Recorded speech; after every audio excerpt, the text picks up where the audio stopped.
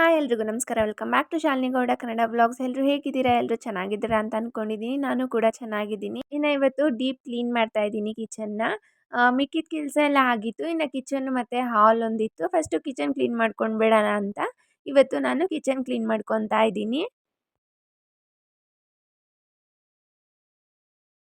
ನೋಡಿ ನಮ್ಮ ರೂಮ್ ಆಯಿತು. ಇವಾಗ ಮಳೆ ಇದೆ, ಇನ್ನ ಹಬ್ಬ ಎಲ್ಲಿದೆ? ಇನ್ನೂ ಒಂದು ವಾರ 15 ದಿವಸ ಹಬ್ಬ ಐತೆ.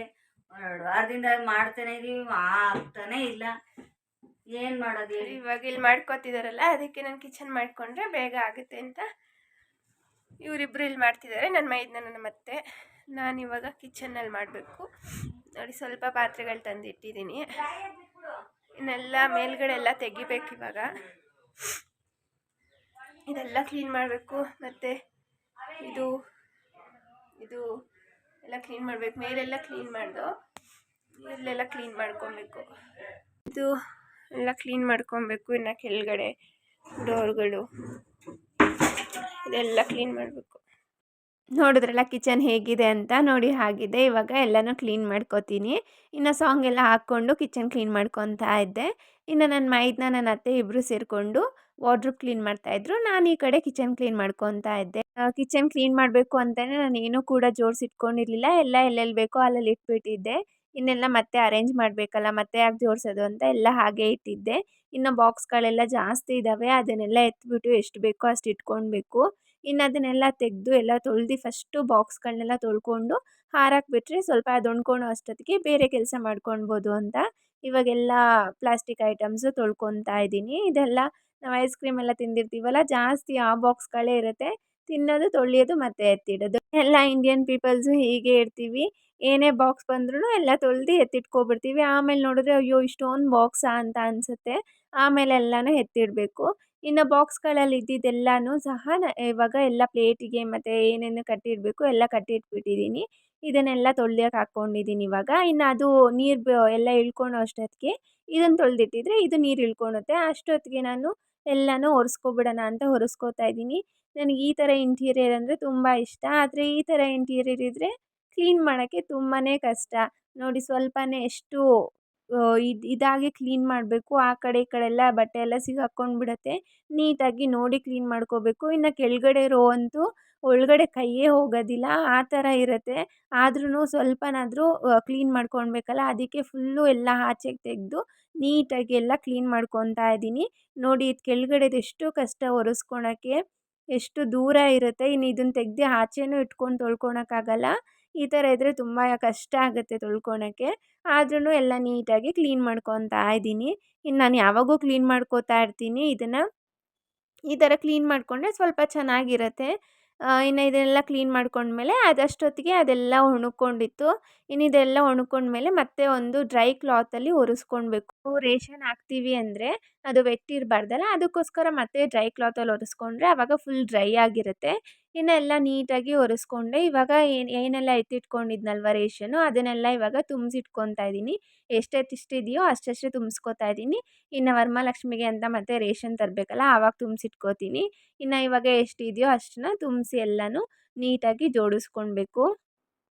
ಕಿಚನಿಗೆ ಮಾತ್ರ ಕೈ ಹಾಕ್ಬಿಟ್ರೆ ತುಂಬ ಟೈಮ್ ತೊಗೊಳುತ್ತೆ. ಎಷ್ಟು ಟೈಮ್ ತೊಗೊಳುತ್ತೆ ಅಂದರೆ ಇದೇ ನನಗೆ ಒಂದು 5 to 6 ಅವರ್ಸ್ ಆಯಿತು. ಮಧ್ಯಾಹ್ನ ಸ್ಟಾರ್ಟ್ ಮಾಡಿದ್ದು, ನೈಟ್ವರೆಗೂ ಮಾಡ್ತಾನೇ ಇದ್ದೆ. ನನಗೆ ಬೇರೆ ತುಂಬ ಕೋಲ್ಡ್ ಇತ್ತು. ಇನ್ನು ಅದರಲ್ಲಿ ನೀರಲ್ಲೆಲ್ಲ ಪಾತ್ರೆ ಎಲ್ಲ ತೊಳೆದ್ಬಿಟ್ನ, ಇನ್ನೂ ಕೋಲ್ಡ್ ಆಯಿತು ನನಗೆ. ಇನ್ನು ಇದೆಲ್ಲ ಒರೆಸ್ಕೊಂಡು ಎಲ್ಲ ಹಾಕಿಟ್ಕೊಂಡೆ. ಎಲ್ಲ ಹಾಕಿದ್ಮೇಲೆ ಮತ್ತೆ ಮೇಲೊಂದು ಸ್ವಲ್ಪ ಏನಾದರೂ ಅದು ಎಲ್ಲ ಬಿದ್ದಿರುತ್ತೆ ಧೂಳು ಅಂತ, ಇವಾಗ ಮತ್ತೆ ಅದನ್ನು ಒರೆಸ್ಕೊಂಡು ಇವಾಗ ನೀಟಾಗಿ ಎಲ್ಲನೂ ಅರೇಂಜ್ ಮಾಡ್ಕೊತಾ ಇದ್ದೀನಿ. ಕಿಚನ್ ಕೆಲಸ ಮುಗಿದ್ರೆ ಸಾಕಪ್ಪ ಅಂತ ಇರುತ್ತೆ. ಕಿಚನ್ ಮುಗಿದ್ರೆ ಇನ್ನೆಲ್ಲ ಕೆಲಸನೂ ಮುಗ್ದಂಗೆ.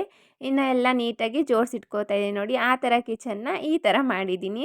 ಇವಾಗ ನೋಡಿ, ಫಸ್ಟು ಮನಿ ಪ್ಲ್ಯಾಂಟ್ ಇಟ್ಟಿದ್ದೀನಿ ಮೇಲ್ಗಡೆ.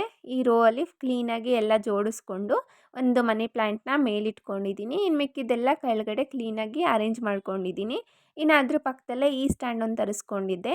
ಈ ಸ್ಟ್ಯಾಂಡನ್ನ ಇಟ್ಕೊಂಡು ಅಲ್ಲೂ ಒಂದು ಮನಿ ಪ್ಲ್ಯಾಂಟ್ ಇಟ್ಟಿದ್ದೀನಿ. ಅಲ್ಲಿ ಮನಿ ಪ್ಲ್ಯಾಂಟ್ ಇಟ್ಟು ಮತ್ತು ಆಯಿಲ್ ಬಾಟಲ್ನು ಅಲ್ಲೇ ಇಟ್ಟಿದ್ದೀನಿ. ಇಲ್ಲಿ ಈ ಕಿಟಕಿ ಹತ್ರ ಒಂದು ಎಲ್ಲ ಹಾಕಿಡೋ ಸ್ಟ್ಯಾಂಡ್ ಇತ್ತು. ಆ ಸ್ಟ್ಯಾಂಡನ್ನ ನಾನು ಈ ಥರ ಯೂಸ್ ಮಾಡ್ಕೊಂಡಿದ್ದೀನಿ ಮನಿ ಪ್ಲ್ಯಾಂಟ್ ಹಾಕಿಡೋಕ್ಕೆ. ತುಂಬ ಚೆನ್ನಾಗಿ ಕಾಣ್ತಾ ಇತ್ತು. ಇನ್ನು ಈ ಕಡೆ ಮೇಲೆ ಬಂದರೆ ಇಲ್ಲೂ ಕೂಡ ಎಲ್ಲ ನೀಟಾಗಿ ಅರೇಂಜ್ ಮಾಡ್ಕೊಂಡಿದ್ದೀನಿ. ಇನ್ನು ಮೊದಲು ಪ್ಲಾಸ್ಟಿಕ್ ಬಾಕ್ಸ್ ಎಲ್ಲ ಇಟ್ಕೊಂಡಿದ್ದೆ. ಇವಾಗ ಅದನ್ನೆಲ್ಲ ತೆಗೆದ್ಬಿಟ್ಟು ಈ ಥರ ಕಪ್ಸ್ ಎಲ್ಲ ಜೋಡಿಸಿ ಇಟ್ಕೊಂಡಿದ್ದೀನಿ. ಇನ್ನು ಮಿಕ್ಕಿದ್ದದೆಲ್ಲ ಎಕ್ಸ್ಟ್ರಾ ರೇಷನ್ ಎಲ್ಲ ಆ ಕಡೆ ಇಟ್ಕೊಂಡಿದ್ದೀನಿ.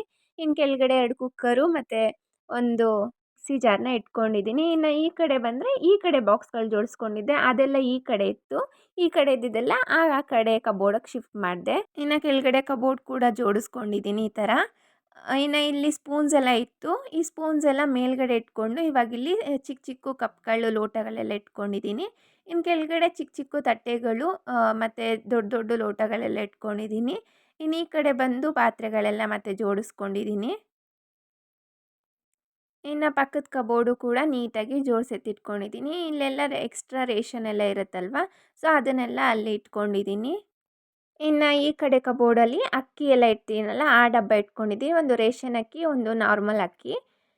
ಇನ್ನು ಎಲ್ಲ ನೀಟಾಗಿ ಜೋಡಿಸ್ಕೊಂಡಿದ್ದೀನಿ. ನೋಡಿ ಈ ಥರ ಇದೆ ಫೈನಲ್ ಆಗಿ ನಮ್ಮ ಕಿಚನು.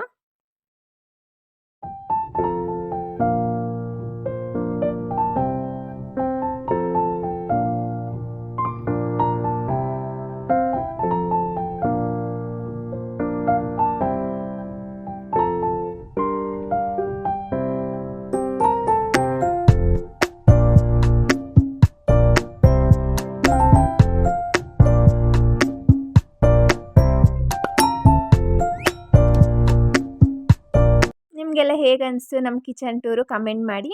ನಿಮಗೇನಾದರೂ ಈ ವಿಡಿಯೋ ಇಷ್ಟ ಆಗಿದ್ದರೆ ಪ್ಲೀಸ್ ಲೈಕ್ ಮಾಡಿ, ಶೇರ್ ಮಾಡಿ ಮತ್ತು ಸಬ್ಸ್ಕ್ರೈಬ್ ಮಾಡ್ಕೊಳ್ಳಿ. ಇನ್ನೂ ಯಾರು ನನ್ನ ಚಾನಲ್ನ ಸಬ್ಸ್ಕ್ರೈಬ್ ಮಾಡದೆ ನೋಡ್ತಾ ಇದ್ದೀರಾ, ಪ್ಲೀಸ್ ಸಬ್ಸ್ಕ್ರೈಬ್ ಮಾಡ್ಕೊಳ್ಳಿ. Thanks for watching this video. Bye.